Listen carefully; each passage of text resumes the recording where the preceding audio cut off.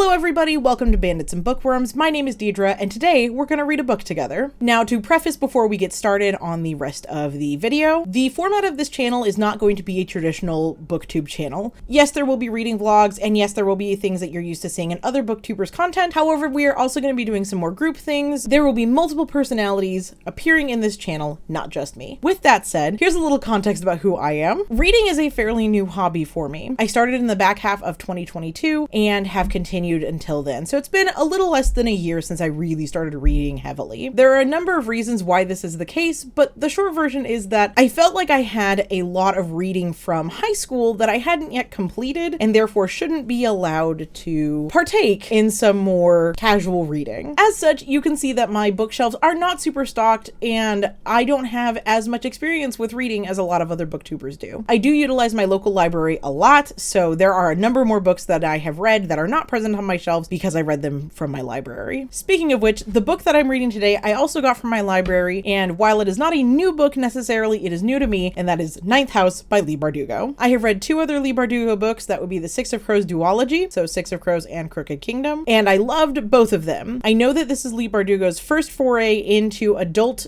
fantasy or adult fiction, and I have heard excellent things about this, so I'm super excited to give it a try. Let's jump in.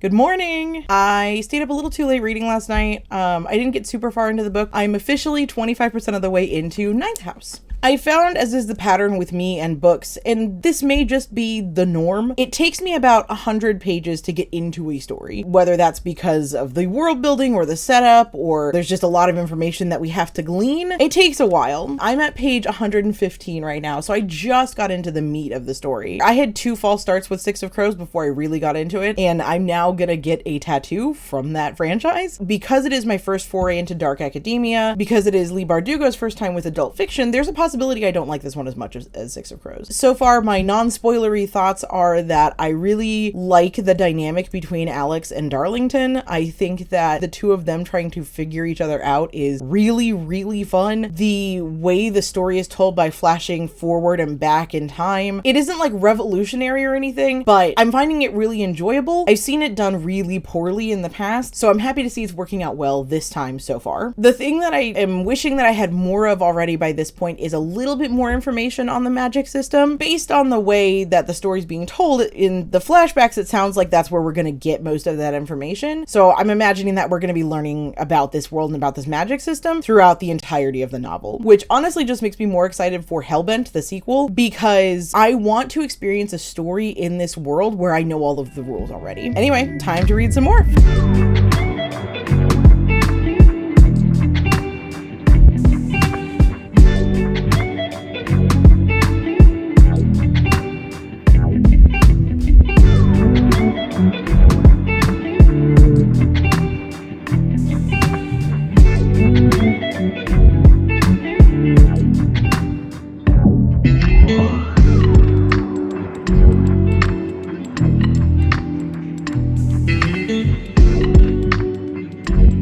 All right, we are in serious reading mode now. The hair has changed. It's out of the way. I'm not dealing with it, but we are now officially 300 pages into Ninth House. I have made it 2/3 of the way through the book. So there are some things that I want to talk about that are not spoilers and some things that I want to talk about that are spoilers, and I will mark that with a time code. However, I am remembering why I love Leigh Bardugo's writing so much, and it's because her dialogue is so good. There have been so many interactions. I wish I could annotate this book but this is from my library. Do not annotate your library books. I will probably buy myself a physical copy of this at some point so that I can annotate it for myself. There have been so many moments where I'm like, yes, that is such a good comeback, or where my jaw is hitting the floor because these characters are so clever, and while there's a lot of tragedy and sadness that surrounds them, Leigh Bardugo does a good job of making them relatable enough that you love when you see the wit come out of them. Another thing that I find super compelling about the way this story is being told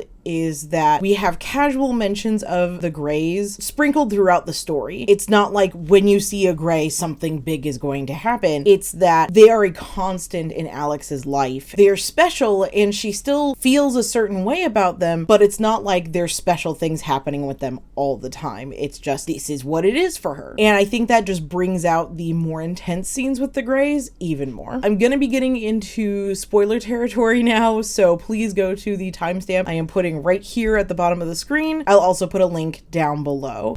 Okay. If you're still here, I'm assuming that you're fine with spoilers. Here we go. So Lethe seems to be filled with only people who have the tragic backstories as children. Alex's has some really intense moments that really defined what happened to her in her youth. The bathroom scene, which was something I was really not expecting, but it was definitely hinted at beforehand. And then Darlington's childhood, growing up with his grandfather and parents who show up when they needed money, but wanted to live this extravagant lifestyle. Like, that is so heartbreaking as well. It's interesting the way the two of these people were found and brought into the world of Lethe. Also, I'm gonna call something right now because we haven't gotten yet to the point where this is gonna be solved. Why was Daisy's maid in an unfinished factory that belonged to Daisy's fiance's father's business? That feels real sus to me. So I'm calling it now. Daisy's maid is somehow involved in that whole shenanigans. Coming out of spoiler territory now, I was also right about a bunch more information being revealed as the book went along. That is the case that happened in Six of Crows as well, and in a lot of fantasy books that exist these days. So that's not out of the ordinary necessarily. But we did get a lot more information about the world and the magic system and the houses and just everything that goes along with this world. And I am finding myself much more immersed. As of right now, it is 11:24 p.m. I'm going to bed. It is late. I have things I'm doing in the morning. I'm going. We will read more tomorrow.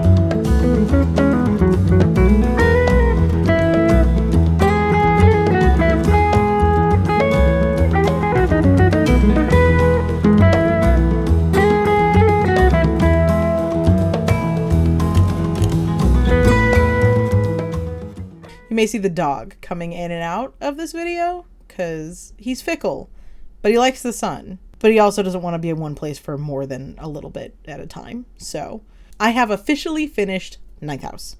Overall, this is a solid 5-star read for me. I really enjoyed it. I thought it was so interesting and intriguing. The world building was fantastic. Even the pieces that I criticized right off the bat and not being given a ton of information right away or not knowing enough about the magic system, all of that gets explained at least enough that I am satisfied with how the story goes. I think we have a really beautiful character arc in Alex. I'm looking forward to seeing what Hellbent looks like, although I'm probably not going to read it for a little while because I have so many other things things on my TBR, and I have other book clubs that I'm a part of, and I have other videos that I want to make that don't include Hellbent. So someday I will get to it, I am sure, but not right now. From here forward, you can assume that I'm fairly spoilery, so I'll give you a timestamp if you'd like to skip ahead to the end of the video, but just know, 5-star read, really enjoyed it. Now we're talking spoilers. I loved Alex's acceptance of herself at the end of the book. I thought it was quite beautiful the way that she got there. I thought that letting the things about her past literally show on her body really brought out some really nice imagery for her in the book. The final showdown was fantastic. I really liked the reveal of Bellbomb, which, for the record, I was sort of right about Daisy's maid being involved, but really kind of wasn't, at least not in the way that I was originally assuming. The fact that Daisy was like a soul eater at the end, didn't see that coming at all. Not at all. But it all made sense in the scope of the story. I think that with the ending being what it was, I am not disappointed by it in the way that I have been in some mysteries that I've read before. I will say this, and I think that I should have pointed this out before, and I didn't, and that's on me. Dean Sando was sus from the beginning. Telling Alex to stand easy or rest easy or whatever it was when she was first looking into the Tara Hutchins murder, that's just not gonna fly. So the fact that he was behind it was not all that surprising, and I think that the clues were there the whole time for us to figure that out as well. The only piece of this book that I really didn't, it's not that I didn't like it, I felt like there wasn't a lot of setup for it, was the absolute ending with the reveal about Darlington. I did finish the last 50 or so pages of this book in a little bit of a haze because I was trying to rush to get somewhere and I was pretty exhausted and thinking about how to film and all of the things, so it's very possible I missed some details that set it up. Now granted, I don't necessarily think that it wasn't foreshadowed. It makes sense at the end of the day that it happened. However, I think that there could have been a little bit more with that, but maybe it gets explained more in Hellbent, and when I read that one, I will let you know and maybe update my review, or my rating at least. I'm not gonna go refilm this. Anyway, my final thoughts are that I'm still a huge Leigh Bardugo fan. I love the way that she writes her characters. I love the way that the dialogue is